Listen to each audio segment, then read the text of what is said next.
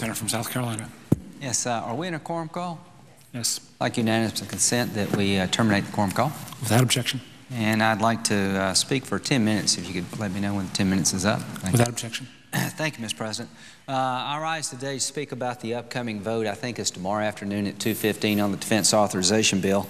I don't know exactly the state of play, but it looks like we're going to bring to the floor a Defense Authorization Bill without really any ability to amend the bill beyond a very limited set of amendments. If you were watching the political discourse in this country at this moment, you would not realize that we're at war in two different theaters, Iraq and Afghanistan, and that Iran is pursuing a nuclear weapon, and maybe a year from now they'll have one. We're talking about domestic politics. That's good. Spending, that's very important. We talk about that. But, you know, what's equally important is national security. And the Defense Authorization Bill is coming to the floor tomorrow, and we have a don't ask, don't tell policy change within the bill that basically says we're going to change the law that would get rid of don't ask, don't tell.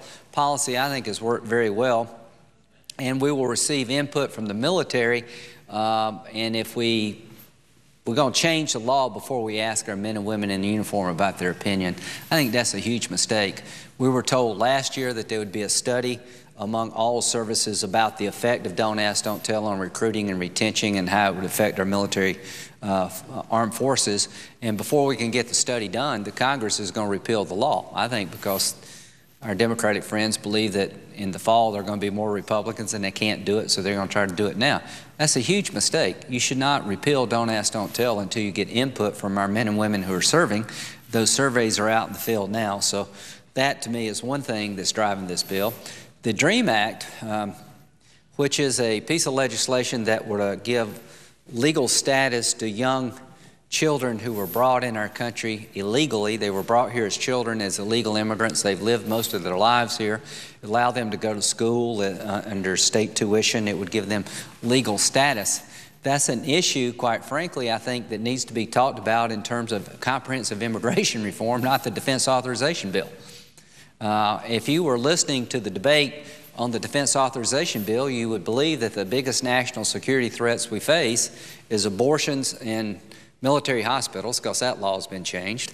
The DREAM Act, which has to do with citizenship for young illegal immigrants, and don't ask, don't tell. We're not talking about what happens if Iran gets a nuclear weapon. How do we win in Afghanistan? What do we need to do to get Iraq right? We're on the 10-yard line, but we're not there yet. I've got an amendment that I'd like to introduce to the body I think would get 90 votes. Stop reading terrorists their Miranda rights. This is not a crime we're fighting a war. I don't believe in torture. I believe in living within our values, but there's a difference between a law enforcement activity and fighting a war. When we capture a terrorist who just tried to blow up an airplane over Detroit, the last thing in the world we need to do is read them their Miranda rights. We should take them off the airplane, turn them over to our military, the CIA, and let them be questioned about what they know regarding future attacks in the war. Within our values, not tortured, but firmly and effectively questioned about intelligence. And the moment you read somebody their Miranda rights, you've gone into the area of law enforcement. And we are fighting a war, not a crime. I've got a bill that would change our habeas review process, where an enemy prisoner is allowed to go to federal court under Supreme Court holdings. And when you go to court, the habeas review doesn't have any uniform standards. And one case, they let the guy go because the government couldn't prove he was a member of al-Qaeda on the day he was captured, but they could prove without a doubt that he had trained with al-Qaeda, swore an oath to al-Qaeda right after 9/11. I think the burden should be on the enemy combatant to prove they're not a member of al-Qaeda once we've established they were at some point in time. And the whole habeas review system needs to be looked at, and our judges are crying out for some congressional involvement to give them uniform standards. We've got 48 people in prison at Guantanamo Bay that have been held for years without trial. Under the law of war, you can hold an enemy prisoner indefinitely without trial because it's part of a war. Under domestic criminal law, you have to charge somebody with a crime or let them go. That's a dilemma we shouldn't face. If someone is being held as an enemy combatant, there ought to be a legal process to make that determination with an annual review. I'd like to create that legal process. I'd like to create some rational legal system that recognizes we're at war, not fighting a crime, but the only thing I can talk about is don't ask, don't tell in the DREAM Act. This is ridiculous. We got men and women in harm's way. This nation is under siege, and we haven't adjusted our laws since 9/11 to really be at war within our values. And the extremes can't be the norm here. The choice between waterboarding and the Army Field Manual in terms of interrogation shouldn't be our two choices. The CIA today is out of the interrogation business, Mr. President. The executive order issued by President Obama denies the CIA the ability to use enhanced interrogation techniques that this body passed under the Detainee Treatment Act. So the CIA is basically an organization without any ability to question someone. And if we capture terrorists tomorrow, where are we going to put them? Guantanamo Bay hadn't been used in years, so we're a nation without a jail. These are big issues that need to be addressed and talked about in a comprehensive fashion.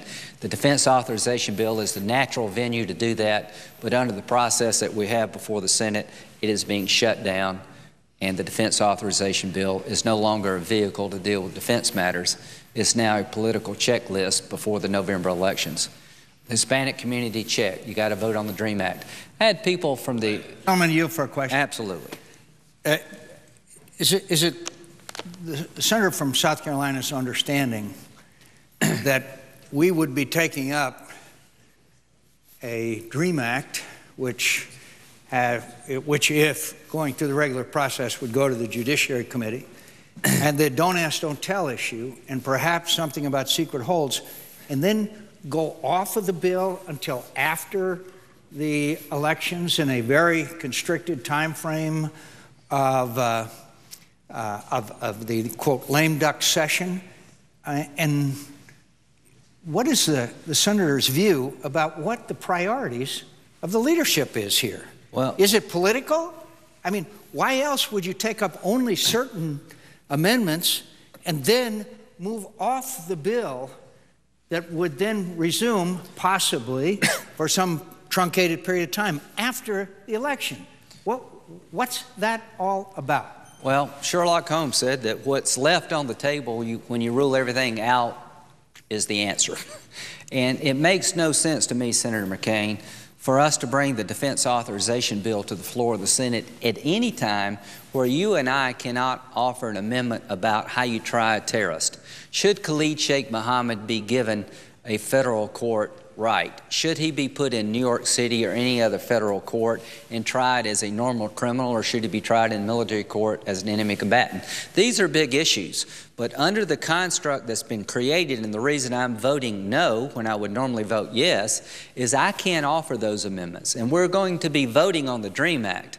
Now, the DREAM Act is a hot topic in the immigration world, but not very hot among our troops. I've been to Afghanistan and Iraq numerous times, and I haven't had one soldier or airman or sailor or Marine or Coast Guard member ask me about the DREAM Act. They want to know, are they going to get paid more? Do they have the tools to win the war? So, yes, I think this is politics at its worst, may I say. And as a Republican, I stand here knowing our party's probably abused power in the past, but not like this. This, to me, is going to a new level. We're in two wars. Iran is on the verge, I think, of making a breakthrough on the nuclear weapons front, and we have a defense bill where you can't amend it to talk about the war on terror, about legal changes we need to stay safe, stop reading terrorists their Miranda rights, and we're going to be voting on the DREAM Act, which is checking a block. We're going to be voting on don't ask, don't tell in a way I think is offensive to the men and women who serve. You were promised last year as the ranking member of the Armed Services Committee, you were told when you asked a question that our men and women in uniform would give us input before the administration would move to change don't ask, don't tell. Well, that's all been turned upside down. The law is now that it will be repealed and you ask later. And this idea about secret holes in the Senate, that's probably an internal matter that needs to be resolved, but not on the Defense Authorization Bill. Could I ask the Senator the answer a question? is this is politics. If you do address the issue on the Defense Authorization Bill, or if you were addressing the issue, would it be more appropriate to assess the impact on battle effectiveness and morale on the men and women who are serving, and then arrive at a decision as to whether that legislation or any other legislation, although this is a very important legislation, should be repealed or not. Instead, isn't it true that the construct of the way that it went through the Senate Armed Services Committee is that the three individuals who support repeal, the President, who made a political promise, the Secretary of Defense, who we admire, and the Secretary and the Chairman of the Joint Chiefs of Staff, will make a determination as to whether the study has been completed sufficiently to ensure the repeal of Don't Ask, Don't Tell without difficulty, as opposed to taking a survey, finding out the impact on morale and battle readiness, and then make a determination. And also, according to this process as set up in the Armed Services Committee, the four service chiefs, Army, Navy, Marine Corps, Air Force, are left out of the decision-making. Why? Because they have called for exactly what I was just describing, which is a study to assess the impact of morale and battle effectiveness prior to repeal. Rather, in other words, in this instance, the fix is in. Well, Senator, you make a good point. You've been the ranking member. Obviously, your military record is well known. And you were promised, I took it as a promise, last year or the year before last when you brought this up, that we would not change Don't Ask, Don't Tell until we got input from those who serve our country in uniform. That process is ongoing. But now the law that we're expected to vote on here tomorrow changes Don't Ask, Don't Tell, completely reverses that policy, but allows us to get input later. I think that's quite offensive. And we know there is going to be no snowball's chance in hell they're actually going to listen to what our men and women say, because the whole goal is to get that vote for a specific constituency. Special interest groups are dominating this bill unlike any time before. We changed the law about abortions in military hospitals. We got the DREAM Act, which has got zero to do with national defense in my view, and now we got a major change in Don't Ask, Don't Tell in a way that was contrary. And I spoke to the incoming Commandant of the Marine Corps, who will be up for a vote here soon, and he said he was very concerned about making this change now. We're in two wars. There's a lot going on in the world, and this is a major social change, and he thinks it would be smart to listen to the Marines and other service members before we made the change. But if the bill becomes law, we will have not done that, and I think that is a huge mistake. And I want to thank you, Senator McCain, for your leadership to make sure that the men and women in uniform are heard from before Congress acts. Well, one more question, and the issue obviously is the proposal to include the so-called DREAM Act. I think that every member of Congress, every American citizen has some sympathy for individuals who were brought to this country without making the decision to do so. Not forgetting that the people that brought them there were brought them this country were breaking our laws when they did so.